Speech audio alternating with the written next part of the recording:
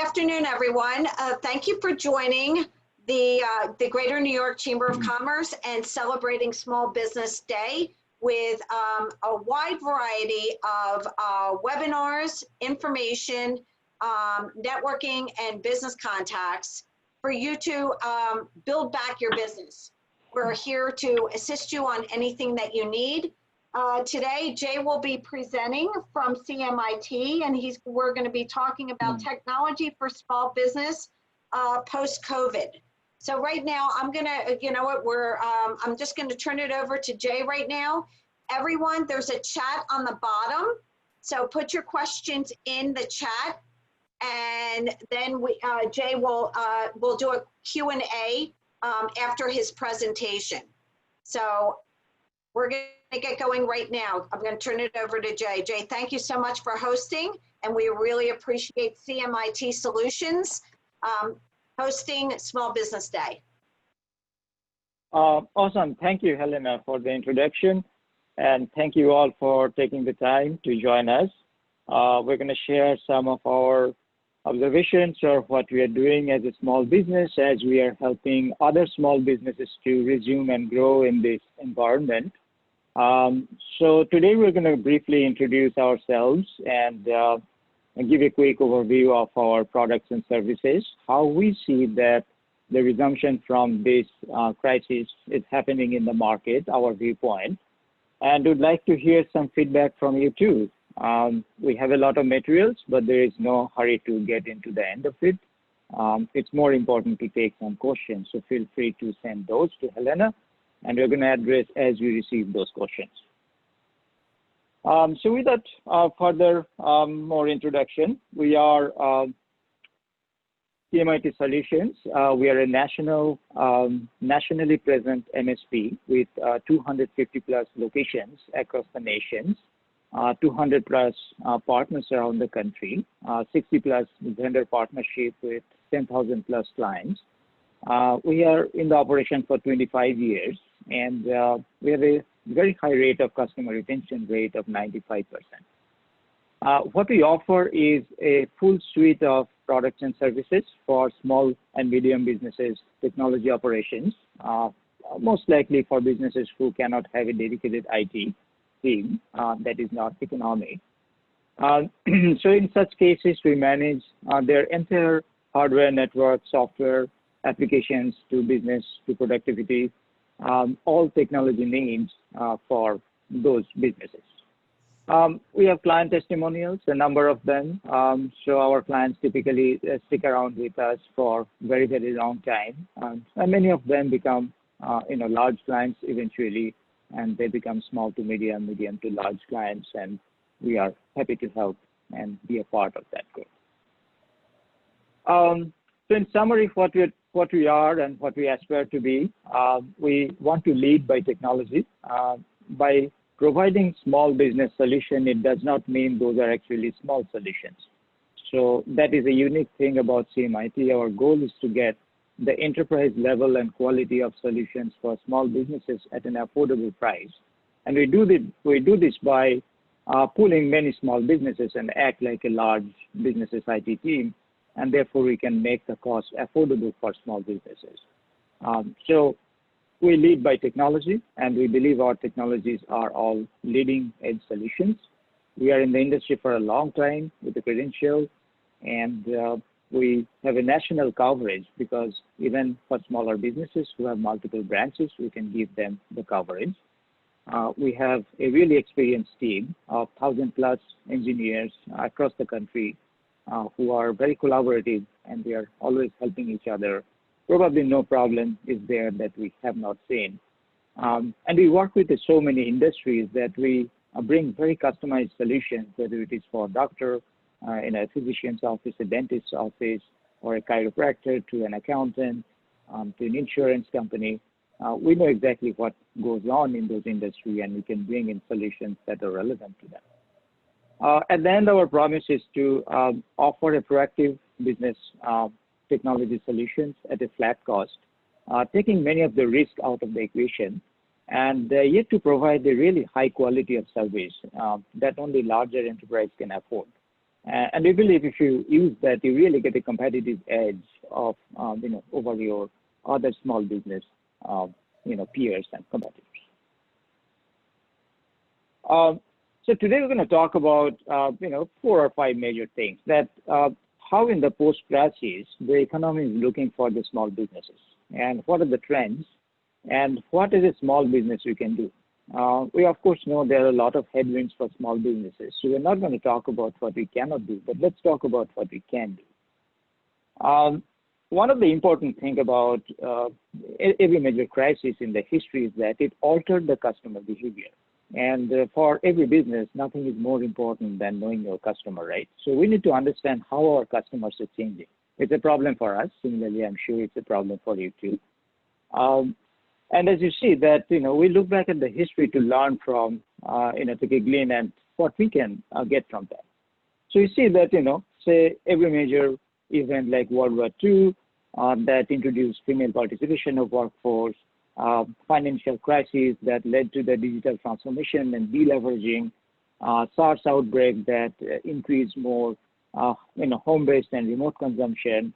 So all these things have created some major shift in the marketplace. And those shifts did not all roll back when the crisis went away. So that means some of the shifts are permanent.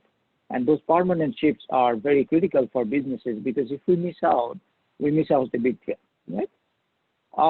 So if you look at the trends as of now in the last 4 or 5 months data, the data looks pretty obvious. So we see in the TV, we see in the news that things on the personal care, home-based and individual, consumer-centric, things will continuously increase. And similarly, things that are collaborative and collective, like travel to vacations to public entertainment, that's going to go down.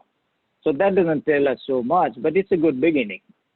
What really happens is that what I try to draw from here, that what your larger business counterparts do, you might have noticed that Macy's and other big chains, they're doing many changes to attract the customers now. So there is no reason to think that they're actually doing those things intuitively. What they're doing is that very methodical and scientific causal and econometrics analysis by which they can understand the cause and effect of each factors and extrapolate those using statistical parameters by certain confidence interval that 95% chances my consumers are going to behave like this if I make the store patterns like this. And then they make the change and continuously observe the outcome of the change and then continuously refine that change. So that's the major difference between a smaller business who are intuitively trying to figure out the market versus the larger counterparts who are making it a science and making it a matter of statistics and artificial intelligence. Not to say that we all have to do the same thing. We are a small business just like you. But as the technology curve and the cost is going down, many of these things are actually at our disposal. That's how we can take this market and understand the new market in a little bit more scientific and methodical manner. If you look at the comparison, therefore, it makes sense to look at the small and the large businesses. You can see that one second. The larger businesses are almost on the path of recovery. It's pretty obvious because they're well structured, well financed, they have cash reserves and whatnot. Smaller businesses, on the other hand, a lot of challenges. There is nothing unknown. But again, as we said, that why getting stuck with what we cannot do, let's see about what we can do, right? So one of the things smaller businesses often do not think at the good time is that how to provision for better cash and keep the line of credit ready so that larger businesses have the trend that whenever it's a downtime, they invest aggressively for better technology and improve their capabilities so they can hit back as soon as the market is up and running.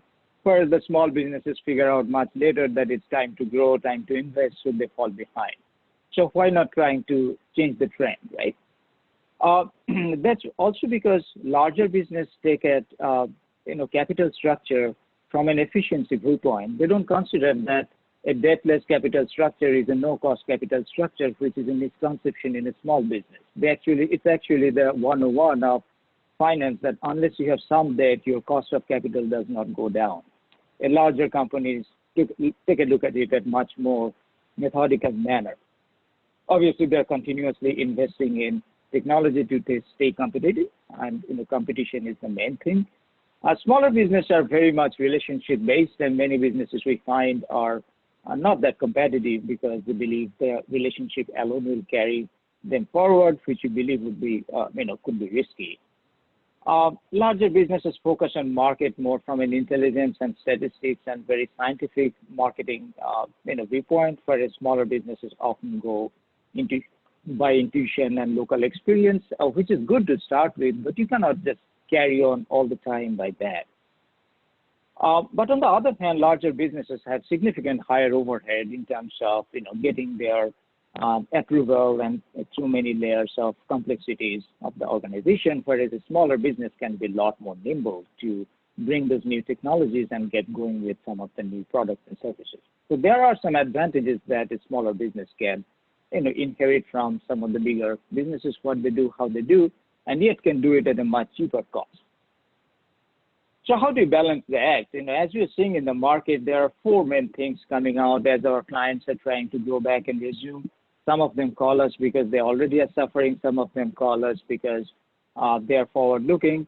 We see that definitely there is a concern on the productivity and efficiency. Like today morning, I had called with a business owner who said that I cannot wait to get my office open because the productivity with the remote workforce is just not working for me. He's growing at a rapid pace. Security, that's a major concern. We're going to talk a lot about that.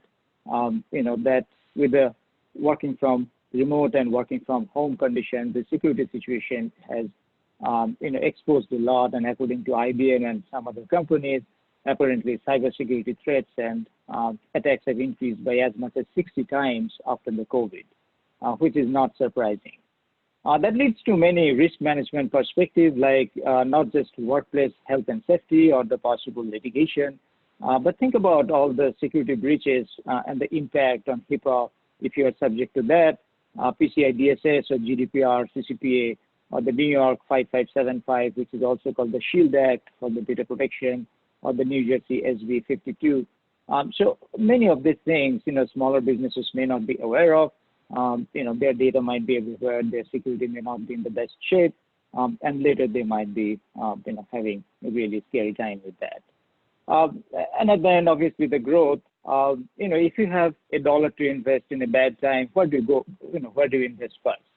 We believe that the first thing you should do is whatever improves your sales, right? A smaller business in a bad time, what is more important than sales? So anything in your digital and social media marketing, anything to improve your e-commerce and website, anything to improve your CRM marketing automation and marketing intelligence so that you can know that where to invest to get the best client acquisition. Those things, we believe are the top things that should be on businesses' priority, because every dollar you invest there will come back with many folds. Do you have any questions so far, Helena? Just in case. Probably not. Okay. So let's go to the productivity and efficiency. So what our customers are asking from us, right? So one of the major things is how downtime and how this, how slow performance is affecting your business. So let's look at it.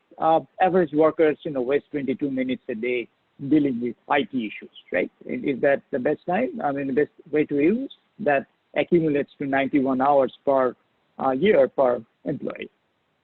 Information worker typically spends 28% time on mundane tasks, right? So what if you can automate some of them? 6.9% goes into, on an average for SMBs in IT costs. Now that is not the constructive cost, just to keep in mind. So that's about breaking the fix or data got lost, trying to then scramble around how to recover, or cybersecurity breach happened, paying ransomware. So this 6.9%, if it was a productive cost, it would actually lead to growth. But it's actually, just a recovery cost and those type of things. So what if you, could invest 2 to 3% on a proactive type of, maintenance, so that the rest of the money could invest actually in your growth, right? Wouldn't that be better?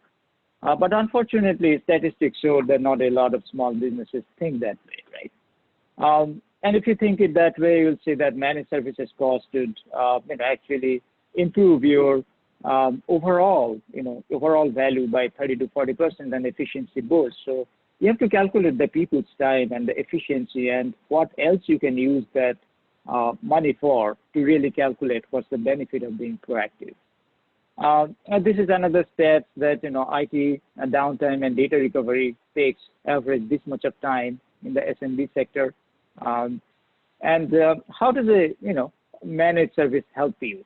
So it's a, fully organized and fully scheduled service on which that your regular updates are happening, regular scans are happening.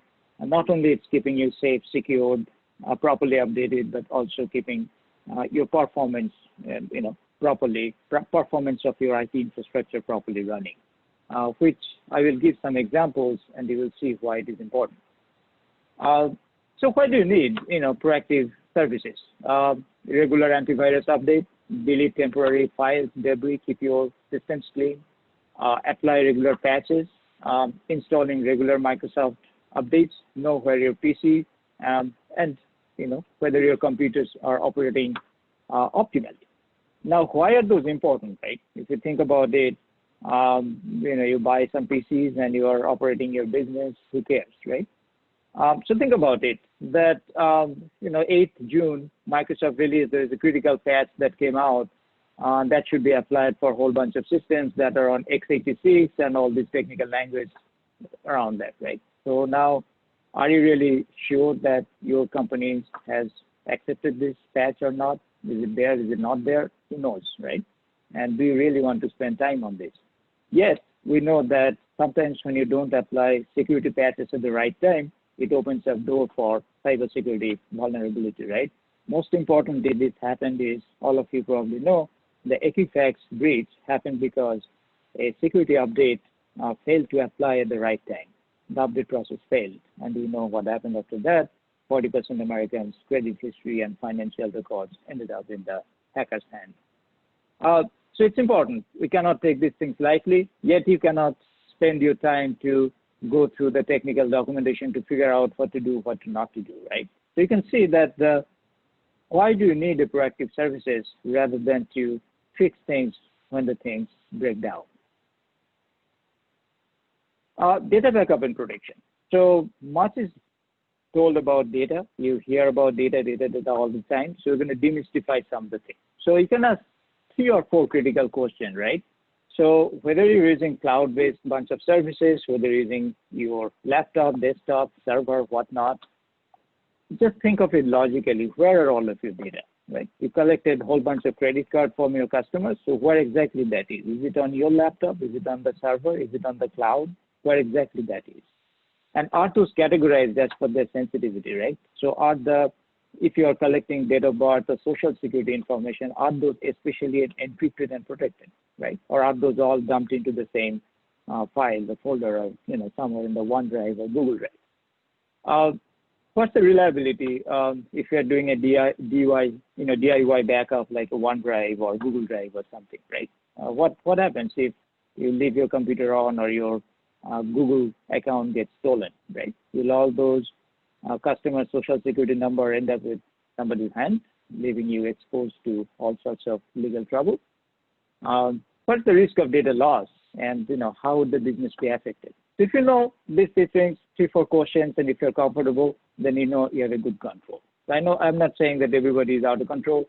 There are good businesses with proper control and things around the data. So let's see the business, what's the impact when the data is not clearly well thought out, the data strategy for any small or medium-sized businesses. Many businesses, when they lose data, whether it's a legal liability, whether it's a reputation or whatnot, they just simply do not open after that. The reason it happens is because it could be hardware failure, it could be human error, software failure, natural events, and whatnot. Most of the time, hardware failure, quite not unexpected. 95% PCs are not adequately backed up. This is very important to understand that if your PC does not have an important document, that does not mean that it does not need to be backed up. Because sometimes, so that it is not backed up leaves the door for that PC to be compromised. So that is another reason why it needs to be backed up properly. Even if your document is not stored on the PC, it's on your database or in the cloud, ERP or CRM or whatnot, your PC still needs to be adequately backed up just to keep it safe and clean. Downtime can cost the company pretty majorly, as you can see the numbers and stats showing up. So what is a solution that should look like, right? So a solution should give you all these components, like a data disaster recovery plan, recovery support, a simple way and fast way to recover if something goes wrong, right? Like your Google Drive got hacked. So how do you recover all the data? Now you don't know that how many of those documents are corrupt or somebody has input their a malware or ransomware infected document in the name of one of your customer documents, right? So would you go and test each of them now? What to do? So there should be an easy way to recover all these things. Of course, those have to be encrypted, because in today's world, we don't say that if it is hacked, we say that when it is hacked, right? So you need to have a response plan, not the assumption that it will never happen to you. So we're going to look at some of the, that leads to very nice segue to the security. And we're going to talk a security lot, not because we believe security is the only other major pillar, but because everything else we do is with a security perspective. So productivity, or whether we are building application, or whether we are, implementing a CRM for you, everything we do with security as the forefront, not security as an afterthought, because much of the today's security problem has emerged because of the tendency that businesses grow out, and then security is kind of latched on as a, as an appendage to the overall technology infrastructure or the application infrastructure. But we do not look at it that way. We look at security from the ground up, and obviously we're not the only one. This idea and this philosophy has been felt in the technology industry in the recent days. So we're going to look at some of the major incidents in 2019 without going into too much details. As you can see, First American Bank, 885 million bank accounts got stolen. Facebook, 540 million. Capital Bank, Capital One, 140 million, 40,000 social security number and 1 million Canadian social security numbers. Citrix, 6 terabytes of data. AMC, 20 million personal, financial, and healthcare data and whatnot. What it tells us is that it's not a matter of if, it's a matter of when. So you need to be prepared when it happens rather than assuming it will never happen. Let's see at 2020 what's happening. Situation is going on at the same rate. And let's see some of the decade's largest ones. You can see the extent of breach. So now, don't get me wrong, all these companies are fantastic companies. They invest millions and millions of dollars in cybersecurity, and by no means I can say these are badly managed companies. Yet you can see that little problem adds up and creates a domino effect when the problem gets out of control. If you look into, we look into the causal analysis of all these security breaches because we are the MSP to prepare ourselves. We find that just like a big plane does not just fall from the sky, it's a cascading series of errors eventually lead to a fatality. Similarly, a big event does not happen like that. It's like a one thing leads to the other that leads to a major catastrophe. So the point we're making is that that brinkmanship with IT security is similar to brinkmanship while flying a plane. Both could go out of control very soon. So you need to be proactive. There is no such thing called reactive security management. So if you look at some of the data and trends, it kind of shows that how prepared we as small businesses are. Small businesses pay heavily for cybercrime every year. They're getting attacked as a much higher percentage. On an average, every 39 seconds, some attacks are happening. This is an important statistic. You know that cybercrime is increasing and the resulting cost is increasing by 2%, while GDP increases only by 2.3%. So what it means is, in a simple term, that on your neighborhood, if there are 2 new businesses opening up every year, 12 new businesses are getting hacked every year. So that difference tells you that there is something to do here. Average time of attack to identification is 206 days. So I meet many business owners that they're reasonably happy with their security condition, but who knows in 200 days what they will discover. Because these things kind of hide behind the infrastructure for a long time unless there is a proper monitoring. Damages in cybersecurity, crime-related things in 2019 accumulated to 2 trillion, and in 2021 it's expected to go up by 6 trillion. Who knows how much it will go up. Ransomware is on the increase. Cost of data breach in the US is higher than the rest of the world for obvious reasons, higher regulation. Number of data breaches, you have seen billions of data are getting breached every year. Cost of lost business in cyber attack is staggering 1.5 million on an average per incident. And cost of malware attack is kind of equally in the same ballpark. What it tells us is that we cannot think of security as an afterthought. Like I mentioned, that we think of it like a ground up. Everything we build, like we are building right now, I'm working for a client to re-provision their IT infrastructure, server and hardware and everything. So erstwhile, I see that they are just using their PCs, their server, the second a la carte, using a local Active Directory. Things are sometimes properly monitored, things are not monitored. Employees are carrying their laptops at home, which has sufficient business data. So when you are refreshing their infrastructure, we are ground up creating a same level of security that a large bank would use. Like your employee could take the laptop home, but there is zero data going to reside in the laptops, and you're going to provision the policies in such a way that it's impossible to download or open an email on the local laptop. But they're going to connect with that laptop to their office desktop where all the data will reside, and it will be designed in such a way that data never leaves the premise of the company. So that would be the kind of the zero trust design of the overall infrastructure. So I'd like to have a couple of feedback from you at this point. Helena, if you could help us. So Sure. How do you feel about, full visibility of your current state of Do people want to put that? Let's put that in the chat, everyone. Can you? We're going to do a little survey. Jay's going to do a little survey to kind of gauge. So, do you have full visibility of the current state cybersecurity of your business? Are you familiar with your business? People can put in yes or no for cybersecurity. Anyone? Someone said yes. There we go. Well, you can definitely tell the techies for the non-techies. My answer would be no. Because I am. There's no right or wrong answer. Yeah. There's a yes, no, yes, and it's mandated for our E&O and commercial general liability policies. Very good, Jeffrey.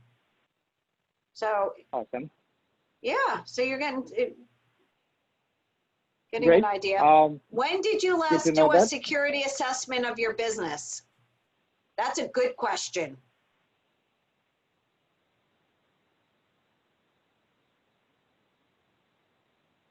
People want to answer that? Never, in the last 3 months, in the last 1 year, or more than 1 year? Someone just answered in the last 3 months. Great.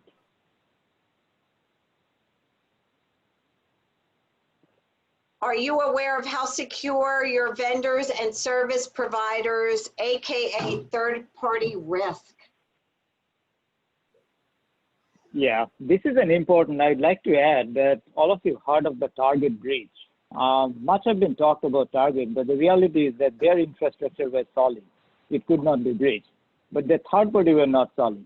So that's how it got affected. And the same thing happened for Marriott also. So sometimes you can have an excellent cybersecurity, but if your third party is compromised and you're doing business with them, you are exposed to them as well.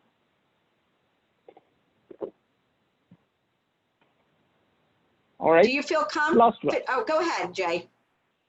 Yeah, last one. Please. Yeah. Do you feel confident of your business and customer data protection? That's a good question too.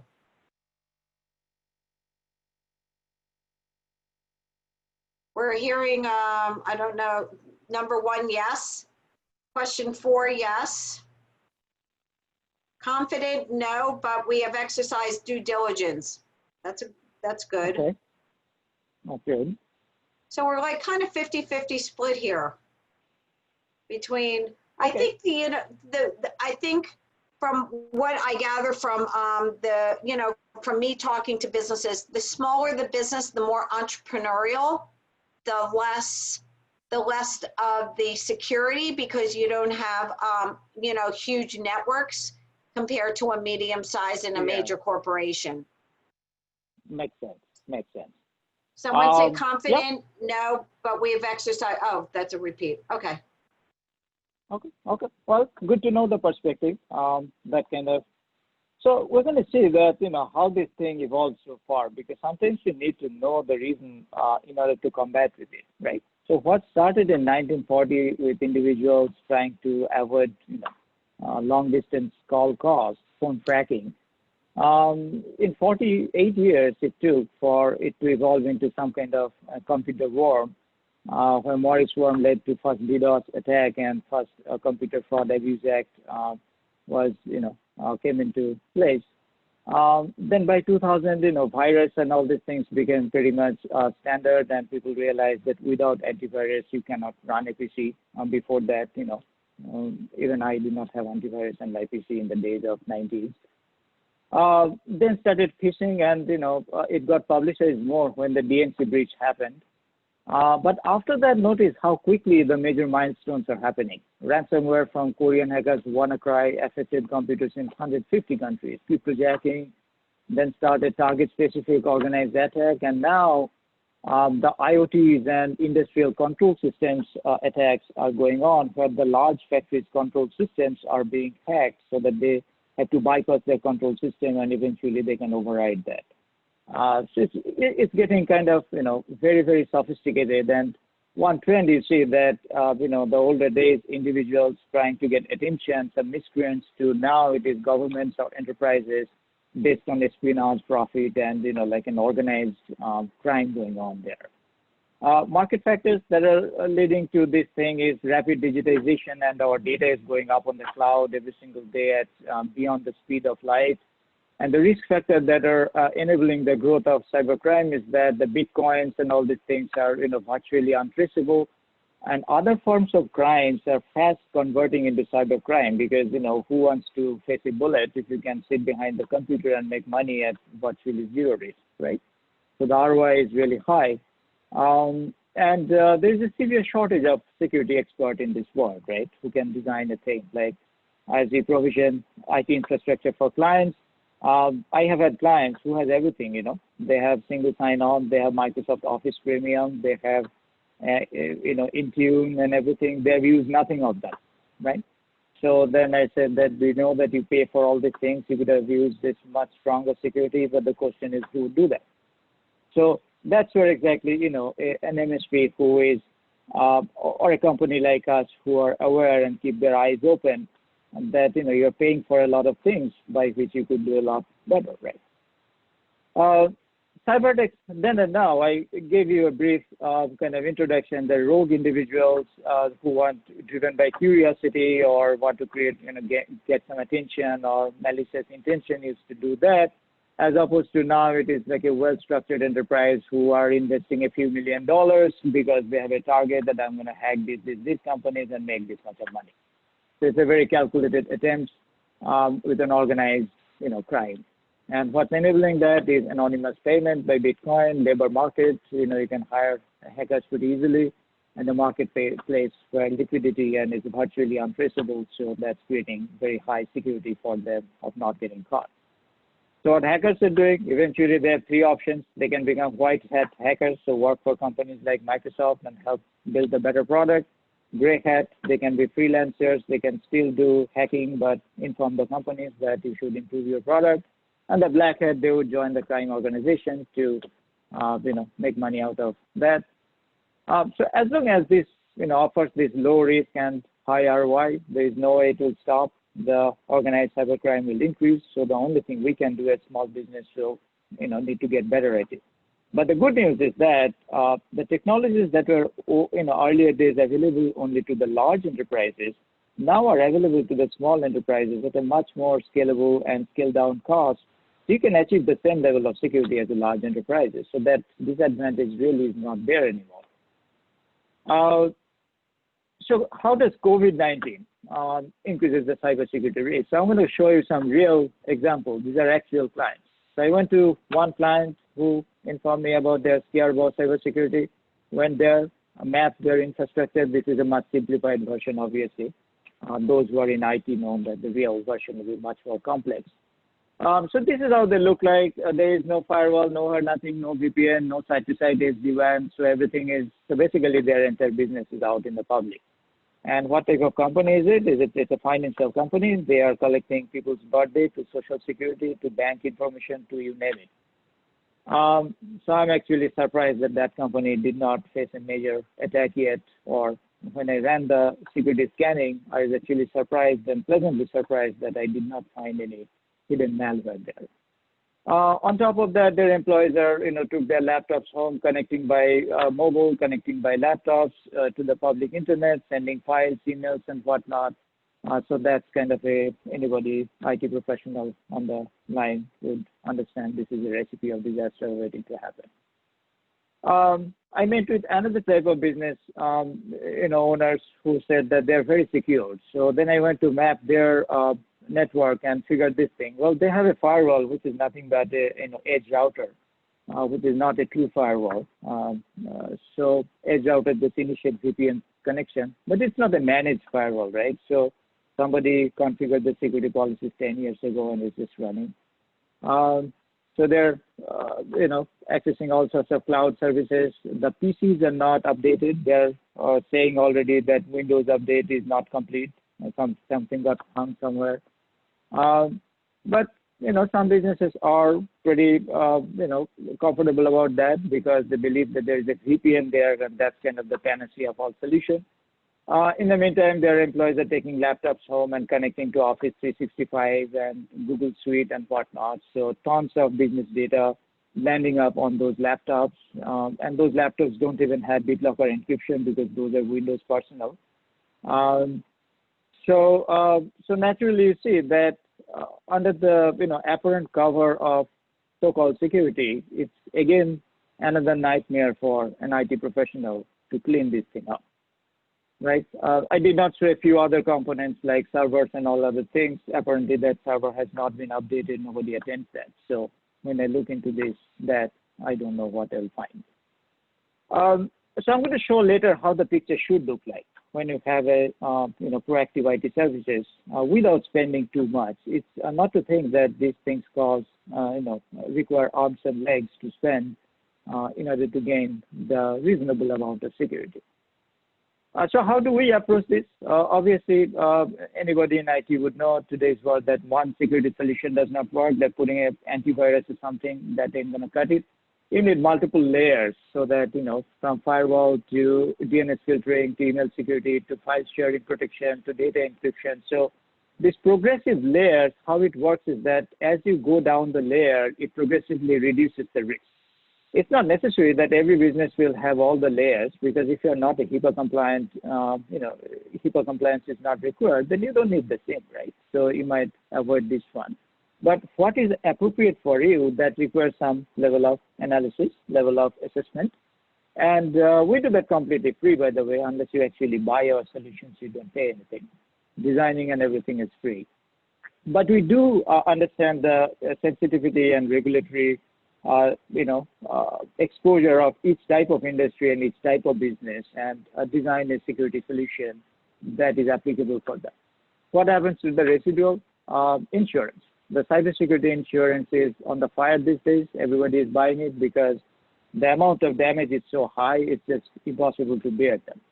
How do you calculate how much to coverage? If you fill out, and we take sufficient coverage because we are MSP. If you fill out any of these forms, you know that they're going to give you a whole bunch of assessments, and you do that. What's your potential exposure, and you can find out that in order to get the required amount of coverage, what's your premium going to be. Now, some of the things you may not need to cover. For example, if you are not storing the credit card of the customers and you are routing the payments through, say, QuickBook or something, then you are not keeping the credit card, and therefore you are not directly subject to PCI DSS. So as long as the payment service you're using, they themselves are compliant, there is no reason for you to spend money on that. So we do look at those things too, that where you do not unnecessarily need excessive security components. Was there a hand raised? I found a pop-up somewhere, Helena.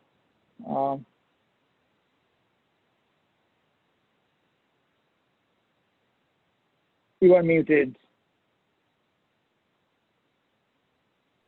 I'm talking away. Hi, everyone. We have about 3 or 4 minutes left. Do you want to, anyone want to ask Jay any specific questions? Put it in the chat now. Jay, while people are thinking about it, Jay, you covered so much information. It is a wealth of information. So I think you really, you gave it a great overview from a representative, from an entrepreneur, all the way up to a multi-billion-dollar corporation and what goes into it. So, so if you guys have any questions, Jay, I am sending Jay all the people on the webinar, so you can ask, they're gonna get in contact with you, I'm sure. And you can have a conversation with them privately through email or give them a call. Is that okay, Jay? Absolutely, pleasure to have that. I look forward to hear back and take additional questions.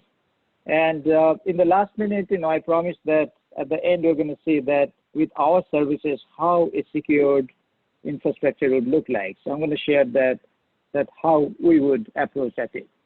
So as you can see that we implement managed firewall to SD-WAN, which is completely secured connection between site to site. Every computer and mobile devices should be managed through MDM, and they would be strictly policy controlled in such a way that your data never leaves your premise of the company, if you wish so. Unless you want it to let it go, that's a choice. But we do have the technology to do that. And we even go to the extent that you're, in the work from home situation, when your employees are carrying the laptop at home, we even lock their USB drives also. So we really created data protection where you can, be confident that your data is exactly here, here, and here, and not there, there, and there. So that's typically would be our approach. As I promised, that how, obviously the technical details behind that is much more detailed than this. But as you can see that this is what we do as a completely secure yet productive, technology solutions and services for small and medium businesses. Thanks a lot, Helena, for. Go ahead. Yeah, sorry, go on. No, go on. No. Over to you. I just wanted to say thank you so much for your support for small business and your technology and IT background. And this was very informative, and it's CMIT Technology Solutions. And like I said, you guys have any questions, feel free to reach out to them anytime. And I will send them, like I said, put anything in the chat last minute. And everyone, thank you again for joining us on this very informative webinar. And we really appreciate your small business support and making your business, build back your business for New York City. We are right on top of that, and anything that you need, please feel free to reach out to the Greater New York Chamber. So thank you very much. And like I said, Jay and Rashika, thank you so much for your support. Thank you so much, Helena. Looking forward, and we are very positive that we all will come back strong from here. Perfect, thank you. Everyone have a great weekend and be safe. Thank you. Thank you, you too.